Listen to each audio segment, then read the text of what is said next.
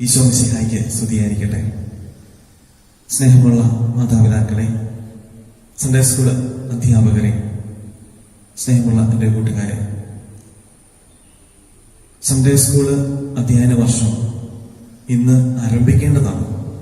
എന്നാൽ കോവിഡ് രോഗമുള്ള ഈ പ്രത്യേക സാഹചര്യത്തിൽ സൺഡേ സ്കൂൾ തുറക്കാൻ അനുവദിക്കുന്നില്ലാത്തതുകൊണ്ട് നമ്മൾ വിശ്വാസ പരിശീലനം ഓൺലൈനിൽ കൂടി നൽകുകയാണ്. ഇന്ന് 11 മണി മുതൽ ഓൺലൈനിൽ കൂടിയുള്ള വിശ്വാസ പരിശീലന ക്ലാസ്സുകളും സൺഡേ സ്കൂൾ കുട്ടികളുടെ വിവിധ രീതിയിലുള്ള കലാപരിപാടികളും അതോടൊപ്പം തന്നെ ബഹുമാനപ്പെട്ട വികാരിയച്ഛൻ നമ്മളോടുമായി സംവദിക്കുന്നതിനുള്ള അവസരവും ഓൺലൈനിൽ കൂടി നമ്മൾ സാധ്യമാക്കുകയാണ്. പരമാവധി ഈ ഓൺലൈൻ സംവിധാനം പ്രയോജനപ്പെടുത്തണം എന്ന് പ്രത്യേകം ഓർമ്മിപ്പിക്കുകയാണ്.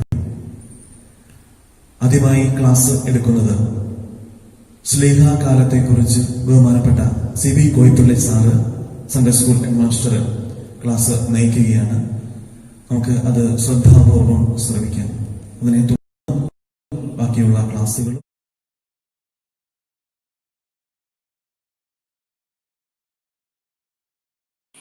ഈശോ മിശിഹായ്ക്ക് സ്തുതിയായിരിക്കട്ടെ. സിറോ മലബാർ സഭയിൽ ആരാധന ക്രമവത്സരത്തിൽ 9 കാലങ്ങളുണ്ട്. മംഗളവാർത്താക്കാലം, പിറവിക്കാലം, ധനഹാകാലം, നോമ്പ് കാലം, ഉയർപ്പ് കാലം, സ്ലീഹാകാലം, കൈത്താക്കാലം, ഏലിയ സ്ലീവ മൂശ കാലങ്ങൾ, പള്ളിക്കൂദാശക്കാലം. ഇതിൽ ഉയർപ്പ് കാലത്തിന് ശേഷം വരുന്ന ശ്രീവാകാലത്തെക്കുറിച്ചാണ് ഞാൻ ഇന്ന് നിങ്ങളോട് പറഞ്ഞു തരുന്നത്. പന്തക്കുസ്ത തിരുനാളിന് ശേഷമുള്ള 7 ആഴ്ചകളാണ് നാം ശ്ലീഹാകാലമായി ആചരിക്കുന്നത്. പരിശുദ്ധാത്മാവിന്റെ പ്രവർത്തനങ്ങൾക്ക് പ്രത്യേകമായി പ്രാധാന്യം നൽകുന്ന കാലമാണിത്. ഇസ്രായേൽ ജനം പഴയ നിയമത്തിൽ പന്തക്കുസ്ത ആചരിക്കുന്നതിനെ കുറിച്ച് വിശദമായി പ്രതിപാദിക്കുന്നുണ്ട്. പന്തക്കുസ്ത എന്ന വാക്കിന്റെ അർത്ഥം തന്നെ 50 എന്നാണ്. അതായത് 50-ാം ദിവസത്തെ തിരുനാൾ. വിളവെടുപ്പിന് ശേഷം ആദ്യ ഫലസമർപ്പണത്തിന്റെ തിരുനാൾ കൂടിയായിരുന്നു പന്തക്കുസ്ത. പിന്നീടാണ് ഇസ്രായേൽ ജനം ദൈവത്തിന്റെ ഉടമ്പടി പ്രകാരമുള്ള ദൈവജനമായി തീർന്നതിന്റെ ഓർമ്മയാചരണമായി ഈ തിരുനാൾ രൂപാന്തരപ്പെട്ടത്. പുതിയ നിയമത്തിൽ പന്തക്കുസ്തയ്ക്ക് പുതിയ അർത്ഥം കൽപ്പിക്കപ്പെട്ടു. ഉയർപ്പിന് ശേഷമുള്ള 50-ാം ദിവസമാണല്ലോ പരിശുദ്ധാത്മാവ് സ്ലീഹന്മാരുടെ മേൽ എഴുന്നള്ളി വന്നത്. അന്നാണ് സഭ ഔദ്യോഗികമായി ഉദ്ഘാടനം ചെയ്യപ്പെട്ടത്. അന്ന് പിതാവായ ദൈവം ദൈവസ്നേഹം വ്യക്തിത്വം ധരിച്ച പരിശുദ്ധാത്മാവിനാൽ പുതിയ ഉടമ്പടി മുദ്ര വെച്ചു. ഈ ഉടമ്പടി കൽപ്പലകകളിലല്ല, മനുഷ്യ ഹൃദയങ്ങളിലാണ് ആലേഖനം ചെയ്തത്. പന്തക്കുസ്ത തിരുനാളിന് ശേഷം പരിശുദ്ധാത്മാവിനാൽ പൂരിതരായ സ്ലീഹന്മാർ ലോകമെമ്പാടും പുതിയ സന്ദേശവുമായി പോയി സഭാ സമൂഹങ്ങൾക്ക് രൂപം നൽകി. സ്ലീഹ എന്ന പദത്തിന്റെ അർത്ഥം അയക്കപ്പെട്ടവൻ എന്നാണ്. മാമോദീസയും തൈലാഭിഷേകവും സ്വീകരിച്ച എല്ലാവരും അയക്കപ്പെട്ടവരാണ് എന്ന് ഈ കാലം പ്രത്യേകം നമ്മെ ഓർമ്മിപ്പിക്കുന്നു. ഇനി സ്ലീഹാകാലത്തിലെ പ്രധാന ചിന്തകൾ. പരിശുദ്ധാത്മാവിന്റെ പ്രവർത്തനങ്ങൾ. സ്ലീഹന്മാരും ദൈവജനവുമാകുന്ന സഭയും തമ്മിലുള്ള സുദൃഢമായ ബന്ധം. ആദിമ സഭയുടെ ചൈതന്യവും കൂട്ടായ്മയും. സഭയുടെ പ്രേഷിത സ്വഭാവവും ദൗത്യവും. ഒന്നുകൂടി പറയാം. ഈ കാലത്തിലെ പ്രധാന ചിന്തകൾ: പരിശുദ്ധാത്മാവിന്റെ പ്രവർത്തനങ്ങൾ, സ്ലീഹന്മാരും ദൈവജനവുമാകുന്ന സഭയും തമ്മിലുള്ള സുദൃഢമായ ബന്ധം, ആദിമസഭയുടെ ചൈതന്യവും കൂട്ടായ്മയും, സഭയുടെ പ്രേഷിത സ്വഭാവവും ദൗത്യവും. തങ്ങളുടെ ഗുരുവിന്റെ സന്ദേശവുമായി ലോകം മുഴുവൻ ചുറ്റി സഞ്ചരിച്ച് പുതിയ സഭാ സമൂഹങ്ങൾക്ക് രൂപം കൊടുത്ത സ്ലീഹന്മാരുടെ കൂട്ടായ്മയിലും ഐക്യത്തിലും നമുക്കും പങ്കുചേരാം. നമ്മൾ പരിശുദ്ധാത്മാവിന്റെ ആലയങ്ങളാണെന്ന സത്യം മുറുകെ പിടിച്ചുകൊണ്ട് അവിടെ സഹായത്താൽ നമുക്കും സ്ലീഹന്മാരെ പോലെ മിശിഹായെ പ്രഘോഷിക്കാം. സ്ലീഹാകാലത്തിലെ മിശിഹ രഹസ്യങ്ങൾ, സ്ലീഹന്മാരുടെ മേൽ പരിശുദ്ധാത്മാവിന്റെ സഭയിൽ അവിടത്തെ ജീവൻ വിരുന്നായി നൽകും ഏകദൈവം നീ, ജീവനിലൊന്നായി ചേരും ആത്മബന്ധം നീ, സ്വർഗീയമാം പാതേയമായി കാരുണ്യത്തിൻ സാഫല്യമായി നിത്യം ഭൂവിൽ ആഹാരമാകുന്നു നീ, ജീവൻ വിരുന്നായി നൽകും ഏകദൈവം നീ, ജീവനിലൊന്നായി ചേരും ആത്മബന്ധം നീ, സ്വന്തമായ തിന്തുമങ്ങ് സ്നേഹമോടെ തന്ന ദാനം, മുറിവുകളിൽ പകർന്ന് സാന്ത്വനം നിൻ ജീവതൈലം, നിറമനസോടെ നീട്ടും നിത്യജീവനായി ദേഹം, ആത്മരക്ഷയ്ക്കായി നൽകും സ്വർഗരാജ്യത്തിന്റെ സാധം നാഥ, യേശുനാഥ നീ ജീവനിലലിഞ്ഞു ചേർന്നു, ജീവൻ വിരുന്നായി നൽകും ഏകദൈവം നീ, ജീവനിലൊന്നായി ചേരും ആത്മബന്ധം നീ, നിന്റെ മൃദുസ്പർശനത്താൽ കൃപ എന്നിൽ പെയ്തിറങ്ങി, ആഴത്തിനകാതം പോലെ ശാന്തി തൻ പ്രവാഹമായി നിത്യവും തുളുമ്പുമങ്ങി പരമകാരുണ്യമെന്നിൽ സുകൃത സുമങ്ങളായി ജീവനുണർവേകിടുന്നു നാഥ, യേശുനാഥ നീ എന്നനുഗ്രഹ പൂമഴയായി.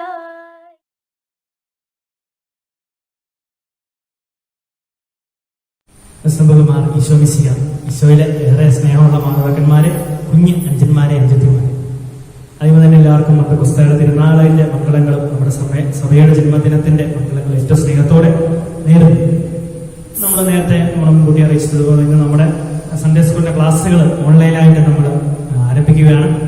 ഈ ദിവസങ്ങളൊക്കെ നമ്മൾ ഒത്തിരി പഠനങ്ങൾ നമ്മൾ നടത്തിയിട്ടുണ്ട്. നമ്മുടെ പിതാക്കന്മാരുടെ പഠനങ്ങൾ, നമ്മുടെ വിചാരിച്ചിന്റെ ക്ലാസ്സുകളൊക്കെ നമ്മൾ കണ്ടതാണ്. അപ്പൊ അതിനോട് തുടർച്ചയായിട്ട് നമ്മൾ ഓൺലൈനായിട്ട് നമ്മുടെ ഒഫീഷ്യൽ ആയിട്ട് നമ്മുടെ ക്ലാസ്സുകളൊക്കെ ഇന്ന് ആരംഭിക്കുകയാണ്. അപ്പൊ അതിന്റെ കൃത്യമായിട്ടുള്ള ടോപ്പിക്കും സമയവും എന്ന് കൃത്യമായിട്ട് നിങ്ങൾ അറിയിച്ചിട്ടുണ്ട്. ഞായറാഴ്ചകളിലാണ് നമ്മൾ നടത്തുന്നത്. അപ്പോൾ അത് നമ്മൾ ശ്രദ്ധിച്ച് കേൾക്കണം. അപ്പൊ നമ്മൾ കോമൺ ആയിട്ട് നമ്മൾ സൺഡേ സ്കൂൾ അധ്യാപകർക്ക് നമ്മൾ വിഷയം കൊടുത്ത് അവര് ആ ടോപ്പിക് എടുത്ത് നമ്മൾ തരും. അപ്പൊ നമ്മൾ ചെയ്യേണ്ട കാര്യം, നമ്മളത് ടോപ്പിക്ക് കേട്ട് നമ്മളതേ കുറിച്ച് പഠിച്ചിട്ട് അവസാനം ചെറിയൊരു പരീക്ഷ ഉണ്ടായിരിക്കും. അപ്പൊ അതില് നല്ല മാർക്ക് വാങ്ങുന്നവർക്ക് ചെറിയൊരു സമ്മാനം ഉണ്ടായിരിക്കും.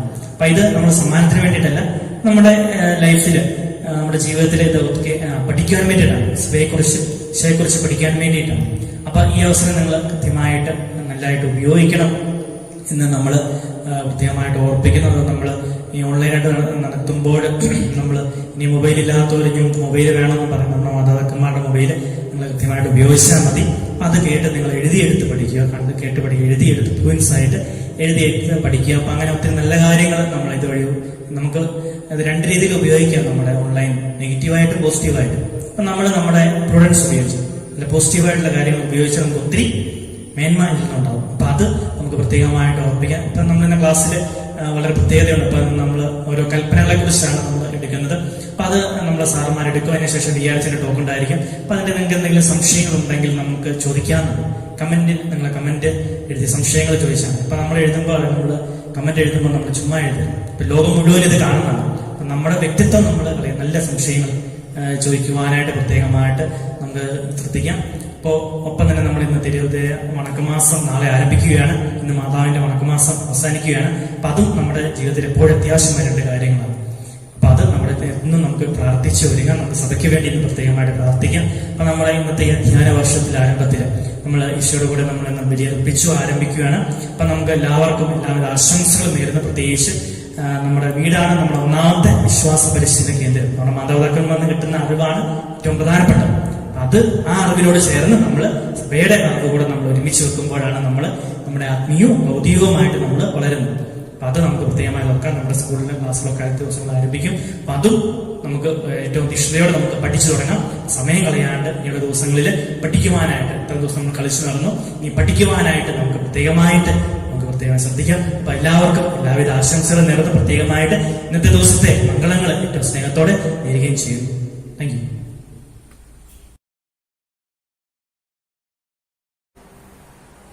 സ്നേഹമുള്ള വികാരിയച്ച, ഡയറക്ടറച്ച, ഹെഡ്മാസ്റ്റർ സി സാറെ,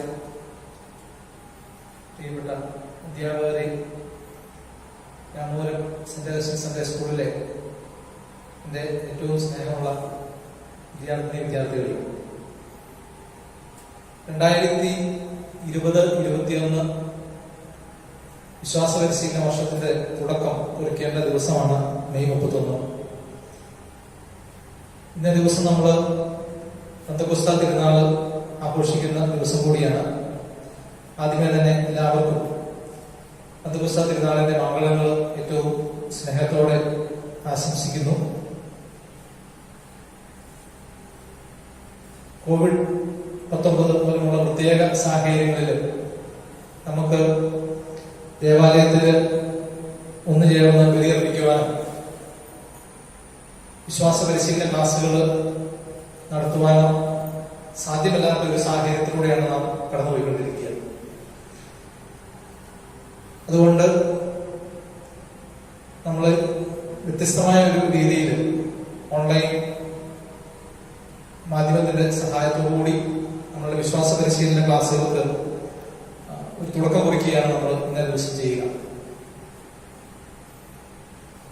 ഇന്നേ ദിവസം ഞാൻ നിങ്ങളുമായിട്ട് സംസാരിക്കാനായിട്ട് താല്പര്യപ്പെടുന്നത് എല്ലാ ക്ലാസ്സിലുമുള്ള കുട്ടികൾക്ക് ഉപകാരപ്രദമാകുന്ന രീതിയിൽ ഒരു പൊതുവായ വിഷയത്തെക്കുറിച്ചാണ്. ദൈവകൽപ്പനകൾ, അതിൽ തന്നെ ഒന്നാം പ്രമാണത്തെക്കുറിച്ചാണ് ഇന്ന് ഞാൻ നിങ്ങളുമായിട്ട് ഏതാനും കാര്യങ്ങൾ പങ്കുവയ്ക്കാനായിട്ട് ആഗ്രഹിക്കുക. നിന്റെ ദൈവമായ കർത്താവ് ഞാനാകുന്നു, ഞാനല്ലാതെ മറ്റൊരു ദൈവം നിനക്കുണ്ടാകരുത്. ഇതാണ് ദൈവകൽപ്പനകളിൽ ഒന്നാമത്തേതായിട്ട് നാം കാണുക.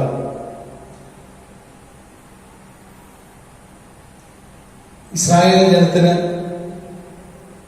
കൽപ്പനകൾ നൽകിക്കൊണ്ട് മോശയെ സീനായ് മലയിലേക്ക് വിളിച്ച് ദൈവം കൽപ്പനകൾ നൽകുന്ന രംഗം പുറപ്പാടിന്റെ പുസ്തകം 20-ാം അധ്യായം 1 മുതൽ 5 വരെയുള്ള വാക്യങ്ങൾ നമ്മൾ കാണുന്നുണ്ട്. ഇവിടെ ഒന്നാം പ്രമാണത്തിന്റെ വിവരണം പ്രകാരമാണ് നമ്മൾ കാണുക. അടിമത്തത്തിന്റെ ഭവനമായ ഈജിപ്തിൽ നിന്ന് നിന്നെ പുറത്തു കൊണ്ടുവന്ന ഞാനാണ് നിന്റെ ദൈവമായ കർത്താവ്. ഞാനല്ലാതെ വേറെ ദേവന്മാർ നിനക്കുണ്ടാകരുത്. മുകളിൽ ആകാശത്തിലോ താഴെ ഭൂമിയിലോ ഭൂമിക്കടിയിലോ ജലത്തിലോ ഉള്ള ഒന്നിന്റെയും പ്രതിമയോ സ്വരൂപമോ നീ നിർമ്മിക്കരുത്. അവയ്ക്ക് മുമ്പിൽ പ്രണമിക്കുകയോ അവയെ ആരാധിക്കുകയോ ചെയ്യരുത്. എന്തെന്നാൽ ഞാൻ നിന്റെ ദൈവമായ കർത്താവ് അസഹിഷ്ണുമായ ദൈവമാണ്. എന്നെ വെറുക്കുന്ന പിതാക്കന്മാരുടെ കുറ്റങ്ങൾക്ക് അവരുടെ മക്കളെ 3-4 തലമുറ വരെ ഞാൻ ശിക്ഷിക്കും.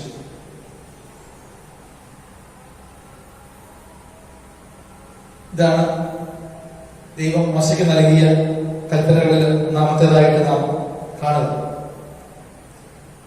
ഈ കൽപ്പന ദൈവം ഇസ്രായേൽ ജനത്തിന് നൽകുമ്പോൾ ദൈവം എന്താണ് ഇസ്രായേൽ ജനത്തിൽ നിന്ന് അല്ലെങ്കിൽ ഇന്ന് നമ്മളിൽ നിന്ന് പ്രതീക്ഷിക്കുന്നത്, ആഗ്രഹിക്കുന്നത് എന്നതിനെ കുറിച്ച് നമുക്ക് ഒന്ന് ചിന്തിക്കാം.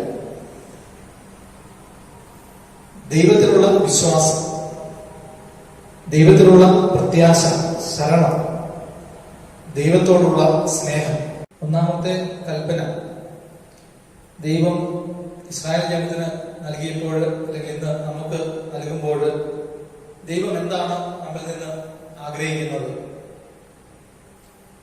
ദൈവത്തിലുള്ള വിശ്വാസം, ദൈവത്തിലുള്ള പ്രത്യാശ, ദൈവത്തിലുള്ള ശരണം, ദൈവത്തോടുള്ള സ്നേഹം. ദൈവത്തോടുള്ള വിശ്വാസം, ദൈവത്തിലുള്ള പ്രത്യാശ, ശരണം, ദൈവത്തോടുള്ള സ്നേഹം. ഇതൊക്കെയാണ് ദൈവം ഈ പ്രമാണം നമുക്ക് നൽകുമ്പോൾ നമ്മളിൽ നിന്ന് പ്രതീക്ഷിക്കുന്നത്. ഇനി ദൈവത്തിൽ വിശ്വസിക്കുന്നു എന്ന് പറയുമ്പോൾ അതിൽ 3 കാര്യങ്ങളാണ് പ്രധാനമായിട്ടും ഉള്ളത്. എന്തൊക്കെയാണ് നമ്മൾ വിശ്വസിക്കുക? നമ്മൾ വിശ്വസിക്കുന്നത് ദൈവം സർവശക്തനാണ്, ദൈവം അനന്ത നന്മയാണ്, ദൈവം അനന്ത ജ്ഞാനമാണ്. ദൈവം സർവശക്തനാണ്. ദൈവമാണ് ഈ പ്രപഞ്ചത്തെ മുഴുവൻ സൃഷ്ടിച്ച് പരിപാലിച്ച് മുന്നോട്ട് കൊണ്ടുപോകുന്നത്. ദൈവത്തെക്കാൾ ശക്തനായി, ശക്തിയുള്ളതായി വേറെ ആരുമില്ല. എല്ലാ കാര്യങ്ങളും ചെയ്യാൻ ദൈവത്തിന് സാധിക്കും. ദൈവത്തെക്കാൾ ശക്തമായ മറ്റൊന്ന് ഇല്ല എന്നുള്ളതാണ്. അപ്പോൾ ഈ സർവശക്തനായ ദൈവത്തിലാണ് നമ്മൾ ആശ്രയം അർപ്പിക്കുന്നത്, നമ്മൾ വിശ്വസിക്കുന്നത്. ഈ സർവശക്തനായ ദൈവത്തിന് എനിക്ക് എല്ലാം നന്മയാക്കി മാറ്റാൻ സാധിക്കും എന്നാണ് നമ്മൾ വിശ്വസിക്കുക. അതുപോലെ തന്നെ ദൈവം അനന്ത നന്മയാണ് എന്ന് നമ്മൾ വിശ്വസിക്കുന്നു. ഇപ്പോൾ നമ്മൾ കോവിഡിന്റെ പ്രതിസന്ധികളിലൂടെയൊക്കെ കടന്നുപോയിക്കൊണ്ടിരിക്കുകയാണ്. ധാരാളം ആളുകൾ രോഗബാധിതരാകുന്നു, ഒട്ടനവധി ആളുകൾ മരിക്കുന്നു. അതുമൂലമുള്ള മറ്റ് പ്രായോഗിക വിഷയങ്ങൾ, പട്ടിണി, ആളുകളുടെ പലായനം, ഇങ്ങനെയുള്ള ഒത്തിരി ബുദ്ധിമുട്ടുകളും വേദനകളും ഒക്കെ നമ്മൾ ദിവസേന കാണുകയും കേൾക്കുകയും ചെയ്യുന്നുണ്ട്. അപ്പൊ നമുക്ക് ചുറ്റും നടക്കുന്ന ഇത്തരം കാര്യങ്ങളൊക്കെ ദൈവത്തിന് നന്മയാക്കി മാറ്റാൻ കഴിയും. അല്ലെങ്കിൽ ഇപ്പോൾ എന്റെ ജീവിതത്തിൽ ചില പരാജയങ്ങളും പ്രതിസന്ധികളും ബുദ്ധിമുട്ടുകളും പ്രയാസങ്ങളും ഒക്കെ ഉണ്ടാകുന്നുണ്ട് എങ്കിലും ദൈവത്തിന് അതെല്ലാം നന്മയാക്കി മാറ്റാൻ കഴിയും എന്നുള്ളൊരു വിശ്വാസമാണ് നമുക്ക് വേണ്ടത്. അതാണ് ദൈവം അനന്ത നന്മയാണ്. നമുക്ക് ഇപ്പോൾ ഉണ്ടാകുന്ന വേദനകളും ബുദ്ധിമുട്ടുകളും പ്രയാസങ്ങളും ഒക്കെ നന്മയാക്കി മാറ്റാൻ, കാരണം ദൈവത്തിൽ നിന്ന് നമുക്ക് നന്മ മാത്രമേ പ്രതീക്ഷിക്കാൻ കഴിയൂ. ദൈവം അനന്ത നന്മയാണ് എന്നാണ് നാം വിശ്വസിക്കുന്നത്. മൂന്നാമതായിട്ട് ദൈവം അനന്ത ജ്ഞാനമാണ്. അതായത് ദൈവത്തിന് തെറ്റുപറ്റില്ല. അതുകൊണ്ട് ദൈവത്തിന്റെ വാക്ക് കേട്ട് വിശ്വസിച്ച് ദൈവത്തിന്റെ സ്വരം ശ്രവിച്ച് നമ്മൾ മുന്നോട്ട് പോകുമ്പോൾ എനിക്ക് ഒരു കാര്യങ്ങളിലും തെറ്റുപറ്റില്ല എന്നുള്ളൊരു വിശ്വാസം ആണ് നമുക്ക് ഉണ്ടാകേണ്ടത്. അപ്പൊ ദൈവത്തിൽ നമ്മൾ വിശ്വസിക്കുക എന്ന് പറഞ്ഞാൽ നമ്മുടെ ദൈവം സർവശക്തനാണ് എന്ന് വിശ്വസിക്കുന്നു, ദൈവം അനന്ത നന്മയാണ് എന്ന് വിശ്വസിക്കുന്നു, ദൈവം അനന്ത ജ്ഞാനമാണ് എന്ന് നമ്മൾ വിശ്വസിക്കുന്നു. ദൈവത്തിൽ വിശ്വസിക്കുക എന്ന് പറഞ്ഞാൽ അത് ദൈവത്തിന്റെ കരങ്ങളിലേക്ക് നമ്മളെ തന്നെ പൂർണ്ണമായിട്ടും വിട്ടുകൊടുക്കുകയാണ്. നമ്മൾ മത്തായിയുടെ സുവിശേഷം 14-ാം അധ്യായം 28-ാം വാക്യത്തില് കാണുന്നു. യേശു വെള്ളത്തിന് മുകളിലൂടെ നടന്ന് ശിഷ്യന്മാരെ യാത്ര ചെയ്തുകൊണ്ടിരിക്കുന്ന വള്ളത്തിന് സമീപത്തേക്ക് ചെല്ലുമ്പോൾ തങ്ങളുടെ അടുത്തേക്ക് നടന്നു വരുന്നത് കർത്താവാണ് എന്ന് തിരിച്ചറിയുമ്പോൾ പത്രോസ് പറയുന്ന ഒരു കാര്യമുണ്ട്. കർത്താവേ, അങ്ങ് ആണെങ്കിൽ ഞാൻ ജലത്തിന് മീതെ കൂടി അങ്ങയുടെ അടുത്തേക്ക് വരാൻ കൽപ്പിക്കുക. അപ്പോൾ അത് കേട്ടപ്പോൾ യേശു പത്രോസിനോട് ഇറങ്ങി വരാൻ പറഞ്ഞു. അത് കേട്ട പാതി പത്രോസ് വള്ളത്തിൽ നിന്ന് ഇറങ്ങി വെള്ളത്തിന് മീതെ നടക്കുകയാണ്. അപ്പൊ വിശ്വാസം എന്നത് വള്ളത്തിൽ നിന്ന് ഇറങ്ങി വെള്ളത്തിലൂടെയുള്ള ഒരു നടപ്പാണ്. യേശുവിലുള്ള വിശ്വാസമാണ് പത്രോസിനെ ഈ കടലിന് മീതെ വെള്ളത്തിലേക്ക് ഇറങ്ങി നടക്കാനായിട്ട് പ്രേരിപ്പിച്ചത്. അപ്പൊ ദൈവത്തിൽ വിശ്വസിക്കുന്നു എന്ന് പറയുമ്പോൾ നമ്മളെ തന്നെ പൂർണ്ണമായിട്ട് ദൈവത്തിന് വിട്ടുകൊടുക്കുകയാണ്. ദൈവത്തിന്റെ സംരക്ഷണത്തിന് നമ്മളെ തന്നെ സമർപ്പിക്കുകയാണ്. ദൈവത്തിൽ നമ്മൾ ആശ്രയം അർപ്പിക്കുകയാണ് ചെയ്യേണ്ടത്. ഇതാണ് നമ്മുടെ സങ്കീർത്തനങ്ങളിൽ കാണുക. 91 സങ്കീർത്തനം വായിക്കുമ്പോൾ നമ്മൾ ഇപ്രകാരം വായിക്കുന്നു: അത്യുന്നതന്റെ സംരക്ഷണത്തിൽ വസിക്കുന്നവനും സർവശക്തന്റെ തണലിൽ കഴിയുന്നവനും കർത്താവിനോട് എന്റെ സങ്കേതവും എന്റെ കോട്ടയും ഞാൻ ആശ്രയിക്കുന്ന എന്റെ ദൈവവും എന്ന് പറയും. അപ്പോൾ ദൈവത്തിന്റെ സംരക്ഷണയിൽ, ദൈവത്തിന്റെ തണലിൽ, ദൈവത്തോട് ചേർന്ന് നിൽക്കുമ്പോഴാണ് നമുക്ക് ദൈവത്തിന്റെ വലിയ സംരക്ഷണം അനുഭവിക്കാനായിട്ട് സാധിക്കും. പ്രമാണങ്ങൾ അനുസരിച്ച് ജീവിക്കുമ്പോൾ, പ്രമാണങ്ങളോട് ചേർന്ന് നിൽക്കുമ്പോഴാണ് നമുക്ക് ദൈവത്തിന്റെ സംരക്ഷണം ലഭിക്കുക. അപ്പോൾ നമുക്ക് പ്രകാരം പറയാനായിട്ട് സാധിക്കും: എന്റെ ആശ്രയവും എന്റെ സങ്കേതവും എന്റെ കോട്ടയും ഞാൻ ആശ്രയിക്കുന്ന എന്റെ ദൈവവും അങ്ങാണ്. ഈ ഒരു പറച്ചില് അത് വേറെ ആരോടും പറയരുത്, വേറെ ഒന്നിനോടും പറയരുത് എന്നുള്ളതാണ് ഒന്നാം പ്രമാണത്തിന്റെ ചുരുക്കം എന്ന് വേണമെങ്കിൽ നമുക്ക് പറയാം. അപ്പോൾ എന്റെ ആശ്രയവും എന്റെ സങ്കേതവും എന്റെ കോട്ടയും ഞാൻ ആശ്രയിക്കുന്ന എന്റെ ദൈവവും അങ്ങാണ് എന്ന് ദൈവത്തോട് നമ്മൾ പറയുകയാണ്. ദൈവത്തോട് നമ്മൾ പറയുകയാണ്, അല്ലെങ്കിൽ അത് പറയാൻ നമുക്ക് സാധിക്കുക എന്നുള്ളതാണ് നമ്മൾ ഒന്നാം പ്രമാണം അനുസരിച്ച് മുന്നോട്ട് പോകുമ്പോൾ നമ്മൾ ചെയ്യുന്നത്. അപ്പൊ ദൈവത്തിന്റെ സംരക്ഷണത്തിൽ കഴിയുന്ന ഒരുവിന് ദൈവം എങ്ങനെ സംരക്ഷിക്കും എന്നതിനെ കുറിച്ചും ആ സങ്കീർത്തനത്തിൽ പറയുന്നുണ്ട്. സങ്കീർത്തനം 91 10 വാക്യത്തിൽ നമ്മൾ കാണുന്നു: നിനക്ക് ഒരു തിന്മയും ഭവിക്കുകയില്ല, ഒരനർത്ഥവും നിന്റെ കൂടാരത്തെ സമീപിക്കുകയില്ല. വീണ്ടും 14 വാക്യത്തിൽ നമ്മൾ കാണുന്നു: അവൻ സ്നേഹത്തിൽ എന്നോട് ഒട്ടി നിൽക്കുന്നതിനാൽ ഞാൻ അവനെ രക്ഷിക്കും. അവൻ എന്റെ നാമം അറിയുന്നത് കൊണ്ട് ഞാൻ അവനെ സംരക്ഷിക്കും.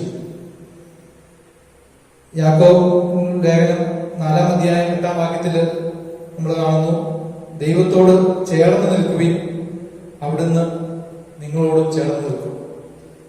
കർത്താവിനോട് ചേർന്ന് നിൽക്കുന്നവന്, ദൈവത്തിന്റെ തണലിൽ ജീവിക്കുന്നവന് ദൈവം നൽകുന്ന വലിയ സംരക്ഷണം എന്താണ് എന്നാണ് ഈ തിരുവചനങ്ങളൊക്കെ നമ്മളെ പഠിപ്പിക്കുക.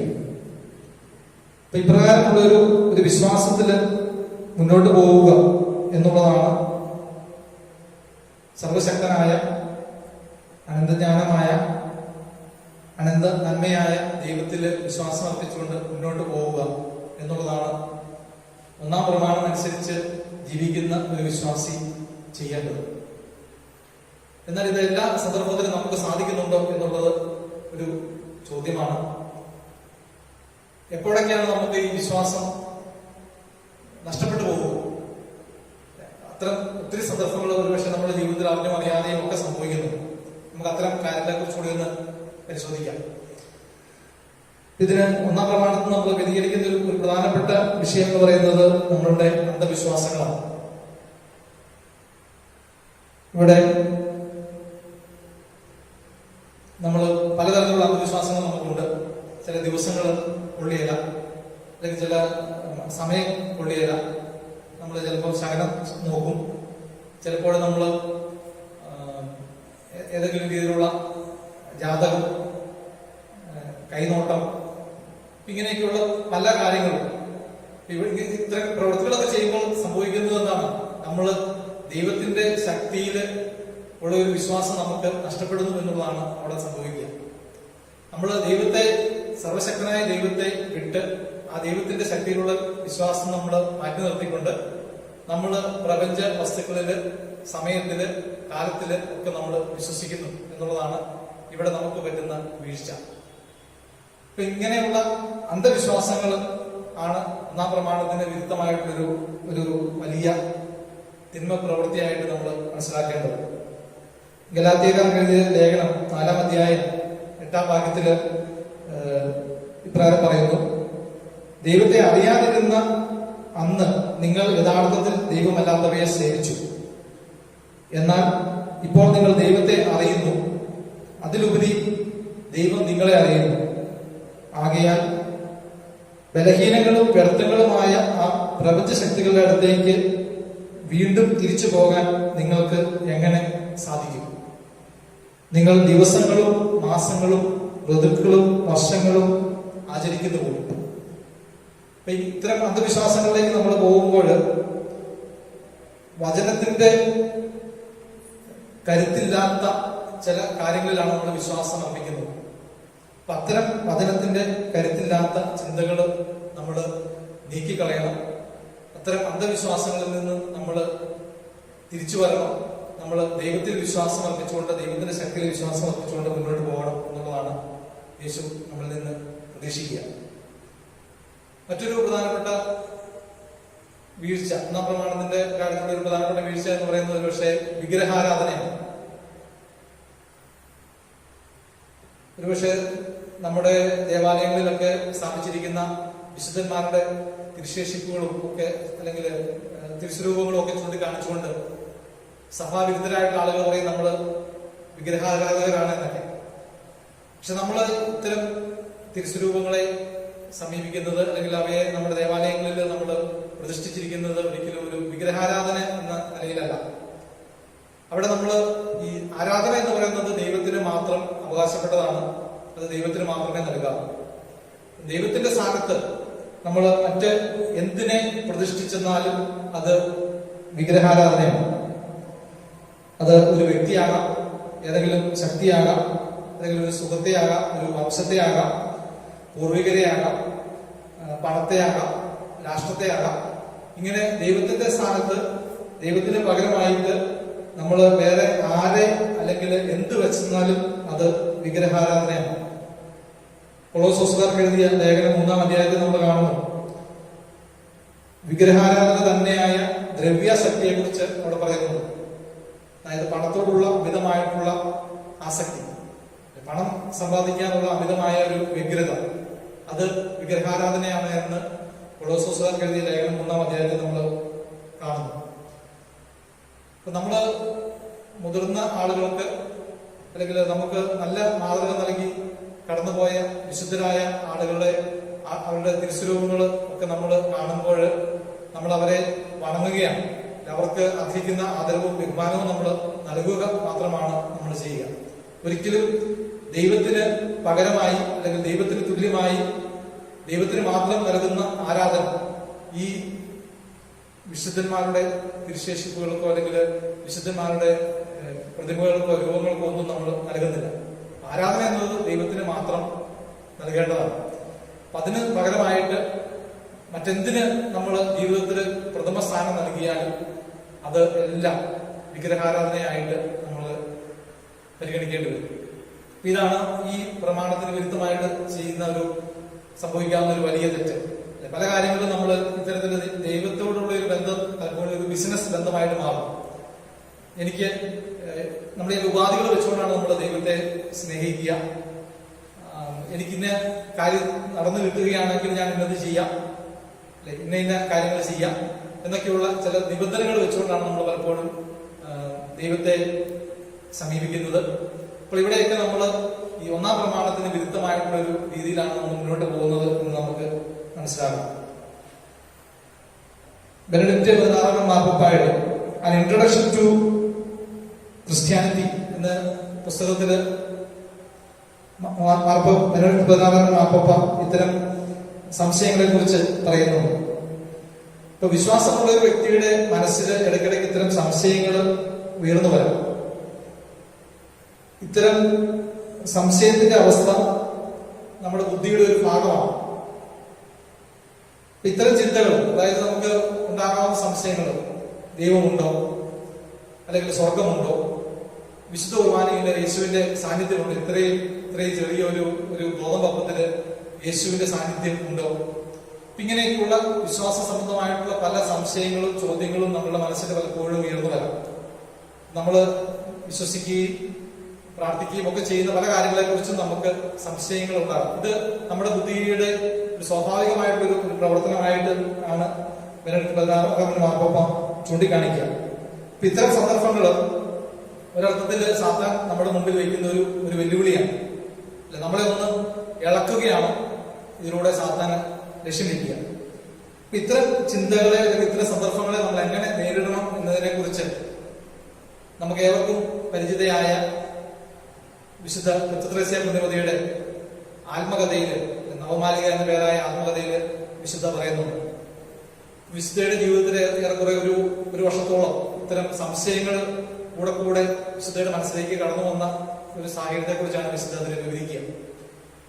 അപ്പോൾ അവിടെ വിശുദ്ധ പറയുന്നത്, ഞാൻ എന്റെ ജീവിതകാലം മുഴുവൻ ചെയ്തതിനേക്കാളും കൂടുതലായിട്ടുള്ള ദൈവസ്നേഹ പ്രകരണങ്ങൾ ഈ ഒരു കാലയളവിൽ മാത്രം ചെയ്തു എന്നാണ് വിശുദ്ധ പറയുക. അതായത് യേശുവിനോട് നിരന്തരം, യേശുവെ ഞാൻ അങ്ങയെ സ്നേഹിക്കുന്നു, ഞാൻ അങ്ങയിൽ വിശ്വസിക്കുന്നു, ഇങ്ങനെയുള്ള വിശ്വാസത്തിന്റെ ഏറ്റുപറച്ചിലുകൾ വിശുദ്ധ കൂടെ നടത്തിയിരുന്നു, ആവർത്തിച്ച് നടത്തിയിരുന്നു എന്നാണ് വിശുദ്ധ അതിനെക്കുറിച്ച് പറയുക. ഇത്തരം സാത്താന്റെ ചില വെല്ലുവിളികൾ, അതിനോടൊരു ഡയലോഗിന് പോകാതിരിക്കുക, ഇങ്ങനെയുള്ള സംശയങ്ങൾ മനസ്സിൽ നിരന്തരം കൊണ്ടു നടക്കാതിരിക്കുക എന്നുള്ളതാണ് വിശുദ്ധ അതിനൊരു പരിഹാരമായിട്ട് കണ്ടത്. സാധാരണമായിട്ടൊരു ഡയലോഗ്, ഇത്തരം സംശയങ്ങൾ നമ്മൾ മനസ്സിൽ കൊണ്ടു നടക്കുകയും അതിനെക്കുറിച്ച് എപ്പോഴും ചിന്തിച്ചുകൊണ്ടിരിക്കുകയും ചെയ്തെന്നാൽ ഒരുപക്ഷെ നമ്മൾ സാധാരണമായിട്ടൊരു ഡയലോഗിൽ ഏർപ്പെടുകയാണ് എന്നാണ് വിശുദ്ധ ഇതിനെക്കുറിച്ച് പറയുക. സമാനമായിട്ടുള്ള ആശയങ്ങൾ തന്നെയാണ് വിശുദ്ധ ഫൗസ്റ്റീനയുടെ ഡയറിയിൽ നമ്മൾ കാണുക. ഇത്തരം ഇത് സാധാരണ നമ്മുടെ മുമ്പിൽ വെക്കുന്ന ഒരു വലിയ വെല്ലുവിളിയാണ്. ഇത്തരം സന്ദർഭങ്ങളിൽ അതിൽ നിന്ന് മുഖം തിരിക്കുക, അല്ലെങ്കിൽ അത്തരം ചിന്തകളിൽ നിന്ന് അകന്നു പോവുക എന്നുള്ളതാണ് ഈ വിശുദ്ധര് നമുക്ക് നൽകുന്ന വലിയ ഉപദേശം. അല്ലാത്ത പക്ഷം സാത്താനെ നമ്മൾ ഒരു മോഡറേറ്ററായിട്ട് പരിഗണിക്കുന്ന, അല്ലെങ്കിൽ നമ്മുടെ ചിന്തകളെ മോഡറേറ്റ് ചെയ്യാനായിട്ട് നമ്മൾ സാത്താനെ അനുവദിക്കുന്നതിന് തുല്യമായ ഒരു അവസ്ഥയായിരിക്കും സംഭവിക്കുക എന്നാണ് വിശുദ്ധ ത്രേസ്യ നമ്മളോട് പറഞ്ഞു തരിക. ഇങ്ങനെ ഞാൻ ഈ പ്രമാണവുമായിട്ട് ബന്ധപ്പെട്ട് ഒരുപക്ഷെ നമുക്ക് തെറ്റുപറ്റിയേക്കാവുന്ന 2-3 മേഖലകളെ കുറിച്ചാണ് ചൂണ്ടിക്കാണിച്ചത്. നമ്മൾ ആദ്യം പറഞ്ഞ വിശ്വാസം, സർവശക്തനായ ദൈവത്തിലുള്ള അനന്ത നന്മയായ അനന്തജ്ഞാനമായ ദൈവത്തിലുള്ള ആ വിശ്വാസത്തിൽ നിന്ന് നമ്മളെ വഴിതെറ്റിക്കുന്ന ഏതാനും സാഹചര്യങ്ങളെ കുറിച്ചാണ് ഞാൻ നിങ്ങളോട് ഇതുവരെയും പറഞ്ഞു തന്നത്. അപ്പൊ നമ്മൾ ഈ വിശ്വാസത്തിന്റെ നിറവിലേക്ക് വരുമ്പോൾ ദൈവത്തെക്കുറിച്ച്, സഭയെക്കുറിച്ച്, ഉദാശകളെ കുറിച്ചൊക്കെയുള്ള ഒരു വിശ്വാസത്തിന്റെ നിറവിലേക്ക് നമ്മൾ വരുമ്പോഴാണ് നമുക്ക് ദൈവത്തിൽ ശരണപ്പെടുവാനായിട്ട് സാധിക്കുക, ദൈവത്തിൽ പ്രത്യാശ വയ്ക്കാനായിട്ട് സാധിക്കുക. അപ്പോഴാണ് നമുക്ക് ദൈവത്തിൽ പ്രത്യാശ വയ്ക്കുമ്പോൾ, ദൈവത്തിൽ ശരണപ്പെടുമ്പോഴാണ് നമുക്ക് ദൈവത്തോട് സ്നേഹം ഉണ്ടാകുന്നത്. ഇപ്പം ദൈവം പലപ്പോഴും നമ്മളോട് പറയുന്ന ഒരു പരാതി, ഞാൻ സൃഷ്ടിച്ച, ഞാൻ പരിപാലിച്ചു വരുന്ന ഈ ജനം എന്നെ സ്നേഹിക്കുന്നില്ല എന്നൊരു പരാതിയാണ് ദൈവം പലപ്പോഴും ഉന്നയിക്കുക. നമ്മളെ ജെറമ്യയുടെ പുസ്തകം 3-ാം അധ്യായം 16-ാം വാക്യത്തിൽ കാണുന്നു, എന്റെ മക്കളുടെ കൂടെ നിന്നെ പാർപ്പിക്കാനും സകല ജനതകളുടേതിലും വെച്ച് ഏറ്റവും ചേതോഹരമായ അവകാശം നിനക്ക് നൽകുവാനും ഞാൻ എത്രയേറെ ആഗ്രഹിച്ചു. എന്റെ പിതാവേ എന്ന് നീ എന്നെ വിളിക്കുമെന്നും എന്റെ മാർഗം നീ ഉപേക്ഷിക്കില്ലെന്നും ഞാൻ പ്രതീക്ഷിച്ചു. ഇത് ദൈവം നിരന്തരം മുന്നോട്ട് വെക്കുന്ന ഒരു പരാതിയാണ്. ദൈവം എപ്പോഴും പറയുന്ന ഒരു പരാതിയാണ്, ഞാൻ സൃഷ്ടിച്ച്, ഞാൻ സ്നേഹിക്കുന്ന, ഞാൻ പരിപാലിക്കുന്ന ഒരു ജനം എന്നെ സ്നേഹിക്കുന്നില്ല. അപ്പൊ നമുക്ക് ഈ ദൈവത്തെ സ്നേഹിക്കാനായിട്ട് സാധിക്കണം. ദൈവത്തെ സ്നേഹിക്കണമെങ്കിൽ നമ്മൾ ദൈവത്തിൽ വിശ്വസിക്കണം, ദൈവത്തിന്റെ സംരക്ഷണത്തിൽ ദൈവത്തിന്റെ പരിപാലനയിൽ ദൈവം നമ്മളെ ഒരു പ്രതിസന്ധി ഘട്ടത്തിൽ നമ്മളെ കൈവിടുകയില്ല എന്നുള്ള ഒരു വിശ്വാസത്തിലേക്ക് നമ്മൾ വളരണം. ആ വിശ്വാസം നമ്മളെ ദൈവത്തിൽ ശരണപ്പെടുവാനായിട്ട്, ദൈവത്തിൽ പ്രത്യാശ വയ്ക്കാനായിട്ട് നമ്മളെ സഹായിക്കും. അത്തരം ഒരു ശരണവും പ്രത്യാശയും ഒക്കെയാണ് ദൈവത്തെ സ്നേഹിക്കാനായിട്ട് നമ്മളെ പ്രാപ്തരാക്കുക. ദൈവത്തോട് സ്നേഹമുണ്ടാകുമ്പോൾ ദൈവം ചേർത്ത് പിടിക്കുന്ന എല്ലാത്തിനെയും സ്നേഹിക്കാനായിട്ട് നമുക്ക് കഴിയും. അപ്പം ദൈവത്തിൽ വിശ്വസിക്കുക, ദൈവത്തിൽ ശരണപ്പെടുക, ദൈവത്തെ സ്നേഹിക്കുക. ദൈവത്തെ സ്നേഹിക്കുന്നതിലൂടെ ദൈവം ചേർത്ത് പിടിക്കുന്ന എല്ലാത്തിനെയും സ്നേഹിച്ചുകൊണ്ട് ഈ ഭൂമിയിൽ ജീവിക്കുക. ഇതാണ് ദൈവം ഈ പ്രമാണം നമുക്ക് നൽകുമ്പോൾ നമ്മളിൽ നിന്ന് പ്രതീക്ഷിക്കുക. അപ്പൊ അതിൽ നിന്ന് നമ്മളെ വഴിതെറ്റിക്കുന്ന അല്ലെങ്കിൽ മറ്റു പലതിലും നമ്മൾ വിശ്വാസം അർപ്പിക്കുന്ന സാഹചര്യങ്ങൾ ആണ് നമ്മൾ കണ്ടതുപോലെ അന്ധവിശ്വാസങ്ങൾ, വിഗ്രഹാരാധന, അല്ലെങ്കിൽ നമ്മുടെ വിശ്വാസത്തെ സംബന്ധിച്ച് നമ്മുടെ മനസ്സിൽ കൂടെ ഉയർന്നു വരാവുന്ന ചില സംശയങ്ങൾ ഇത്തരം സന്ദർഭങ്ങളിലൊക്കെ ഉണ്ടാവുക. അതിൽ നിന്ന് നമ്മളെ എങ്ങനെയാണ് പുറത്തു വരേണ്ടത്? ഇത്തരം സന്ദർഭങ്ങൾ ഉണ്ടാകുമ്പോൾ നമ്മൾ അതിൽ നിന്ന് പുറത്തു വന്ന് വീണ്ടും നമ്മളെ സൃഷ്ടിച്ച് പരിപാലിക്കുന്ന ഈ ദൈവത്തിന് വിശ്വാസം അർപ്പിക്കാനും ദൈവത്തിന് പ്രത്യാശ വയ്ക്കുവാനും അതിലൂടെ ദൈവത്തെ സ്നേഹിക്കുവാനും നമുക്ക് സാധിക്കട്ടെ. അങ്ങനെ ദൈവത്തെ നമ്മൾ സ്നേഹിക്കുമ്പോൾ ദൈവം ചേർത്ത് പിടിക്കുന്ന എല്ലാത്തിനെയും സ്നേഹിച്ചുകൊണ്ട് മുന്നോട്ട് പോകാനായിട്ട് നമുക്ക് ഓരോരുത്തർക്കും സാധിക്കട്ടെ എന്ന് ആശംസിക്കുകയും പ്രാർത്ഥിക്കുകയും ചെയ്തുകൊണ്ട് ഞാൻ ഇന്നത്തെ ചിന്തകൾ അവസാനിപ്പിക്കുന്നു. എല്ലാവർക്കും ഒരു നല്ല ദിവസം ആശംസിക്കുന്നു. Thank you.